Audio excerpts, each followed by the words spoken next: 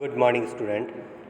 आज हम आरोह का लेसन 1 आत्म परिचय कविता का अध्ययन करेंगे, जिसके कवि हैं हरिवंश राय बच्चन। जो प्रस्तुत कविता है आत्म परिचय,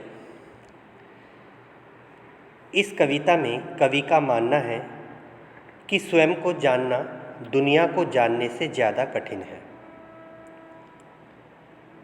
समाज से व्यक्ति का नाता खट्टा मीठा तो होता ही है, संसार से पूरी तरह निरपेक्ष रहना संभव नहीं। अर्थात कवि कहता है कि हम संसार से पूरी तरह दूर नहीं रह सकते।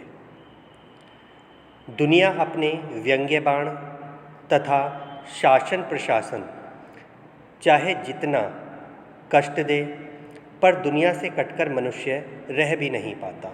कहने का मतलब कि दुनिया चाहे हमें कितने भी दुख देती है, कितने भी हमारे पर व्यंग्य बाण चलाती है, अर्थात हमारा उपहास उड़ाती है, शासन प्रशासन चाहे हमें कितना भी कष्ट दे, फिर भी मनुष्य समाज से कटकर नहीं रह सकता।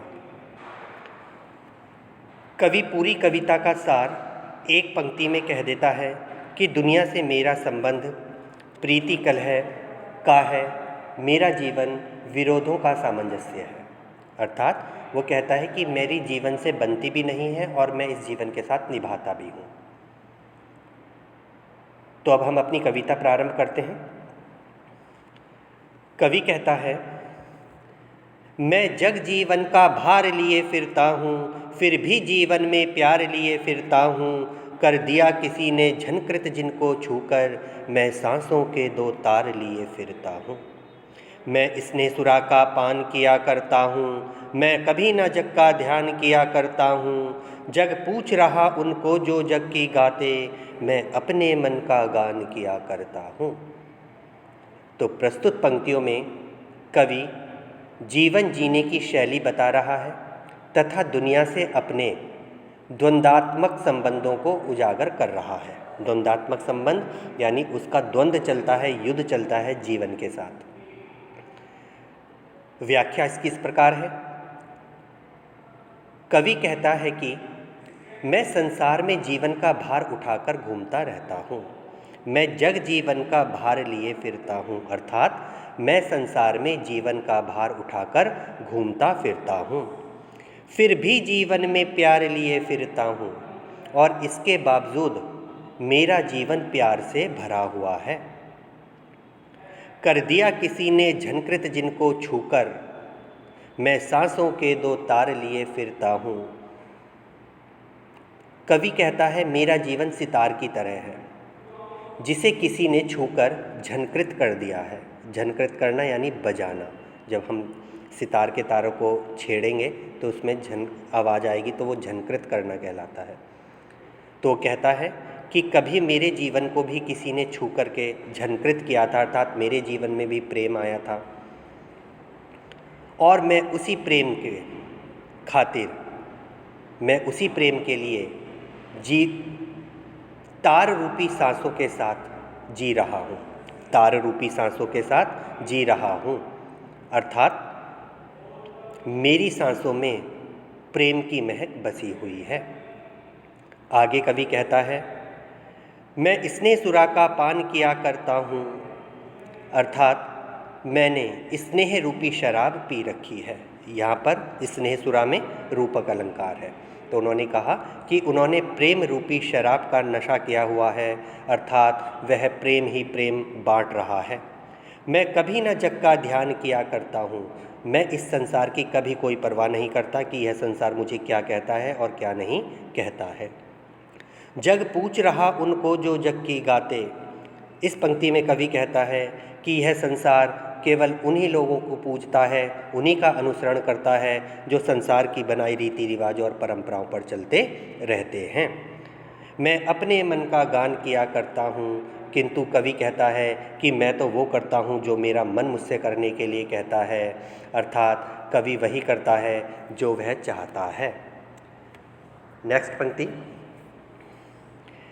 मैं निज उर के उद्गार लिए फिरता हूँ, मैं निज उर के उपहार लिए फिरता हूँ। कवि अपने मन की भावनाओं को दुनिया के सामने कहने की कोशिश कर रहा है। वो कहता है उसे खुशी के जो उपहार मिले हैं उन्हें वह साथ लिए फिरता है। मैं निज उर के उद्गार लिए फिरता हूँ। उर माने हृदय। वो कहता है मैं अपने हृदय में उत्पन्न जो भाव हैं उन भावों के साथ इस संसार में जी रहा हूँ।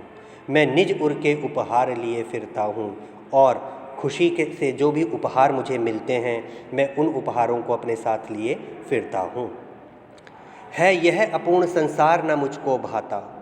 कवि कहता है कि मेरे लिए यह संसार अधूरा है और इसी कारण यह संसार मुझे बिल्कुल भी पसंद नहीं है, मुझे अच्छा नहीं लगता। मैं जला हृदय में अग्निदाह करता हूँ। वो कहता है मैं अपने हृदय में आग जलाकर उसमें जलता हूँ, अर्थात मैं प्रेम की जलन को स्वयं ही सहन कर लेता हूँ। सुख दुख दोनों में मग्न रहा करता हूँ कि चाहे सुख मिलें चाहे दुख मिलें, मैं दोनों ही परिस्थितियों में खुश रहता हूँ, मस्त रहता हूँ। जग भव सागर तरने को नाव बनाए। जो लोग हैं, यह संसार है, यह इस संसार से पार उतरने के लिए कर्म रूपी नाव बनाता है। क्या बनाता है? कर्म रूपी नाव बनाता है, संसार के अनुसार चलने का प्रयास करता है। परंतु मैं भव मौजों में मस्त बहा करता हूँ।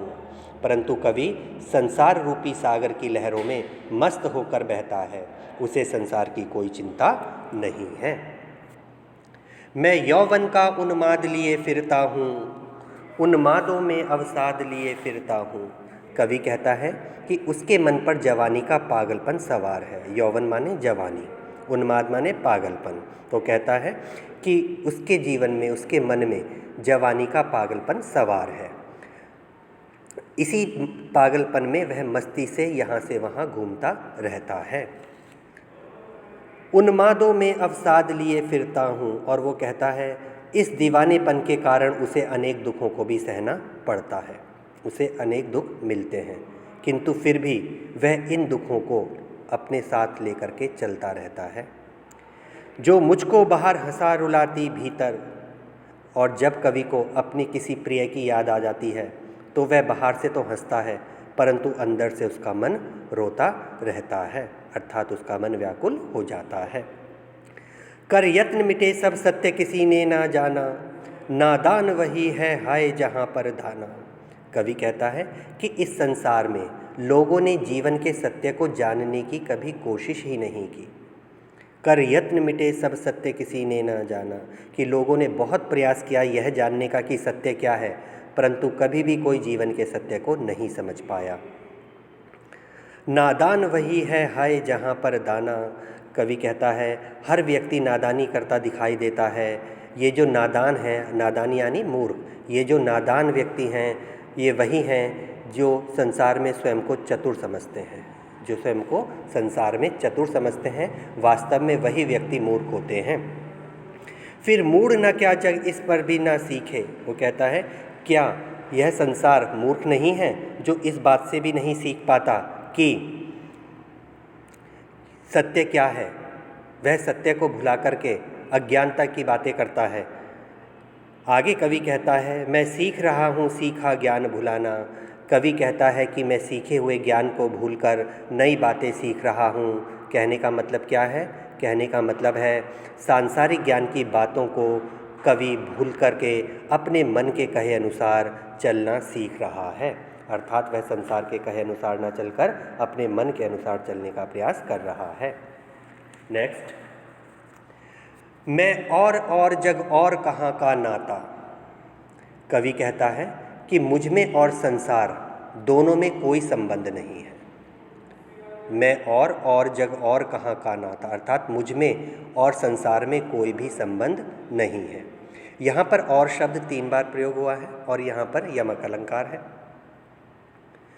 एक और तो कवि के लिए है कि कवि अन्य है, कुछ और है। एक और जोड़ने के लिए बना है और तथा एक और संसार के लिए प्रयोग हुआ है कि संसार अलग है, पृथक है। तो कवि कहता है कि मैं और संसार हम दोनों एक दूसरे से बिल्कुल अलग हैं, हम दोनों में कोई भी संबंध नहीं है। मैं बना बना कितने जग रोज मिटाता, मैं तो ना जाने कितने संसारों को रोज अपनी कल्पनाओं से बनाता हूँ और उन कल्पनाओं को मिटा देता हूँ। आगे कवि कहता है, जग जिस पृथ्वी पर जोड़ा करता वैभव, कि इस संसार में लोग सुख साधन एकत्रित करते हैं, वैभव इकट्ठा करते हैं।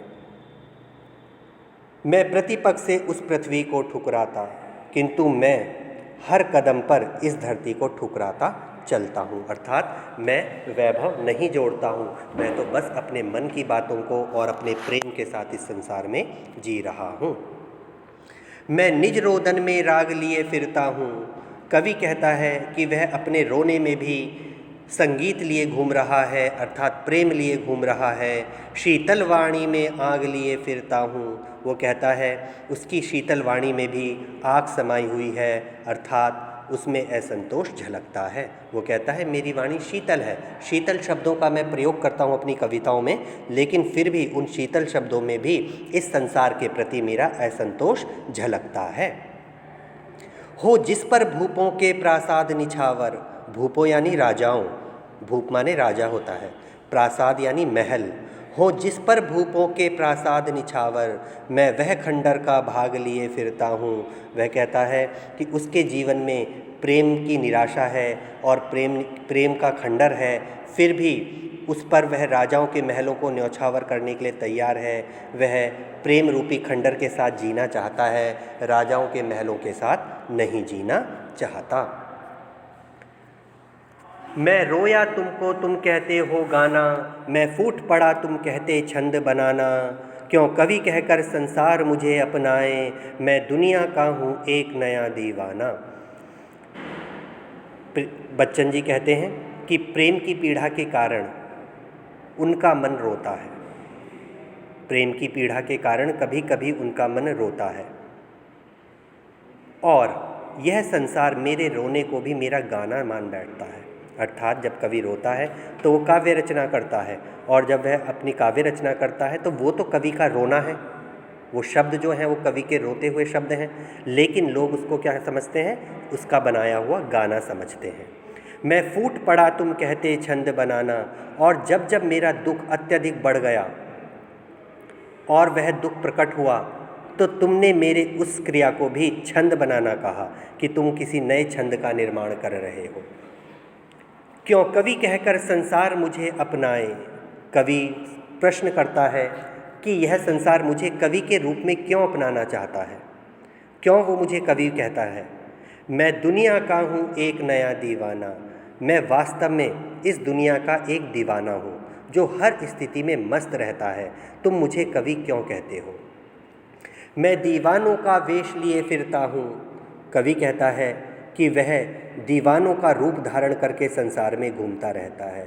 दीवाना यानी पागल, ठीक है, यानी प्रेम के प्रति पागल। तो वो प्रेम के पागलपन में इस संसार में भ्रमण करता है, घूमता है। मैं मादकता निशेष लिए फिरता हूँ, वह कहता है उसके जीवन में जो मस्ती शेष रह गई है वह सिर्फ उसे ही लेकर के घूमता है। मादकता माने मस्ती, निशेष मतलब बची हुई, अर्थात उसके जीवन में जो मस्ती बची हुई है, शेष रह गई है, वह उसके लिए ही घूम रहा है, उसको साथ लेकर के इधर से उधर जा रहा है। जिसको सुनकर जग झूम झुके लहराए, इस मस्ती को सुनकर सारा संसार झूम उठता है।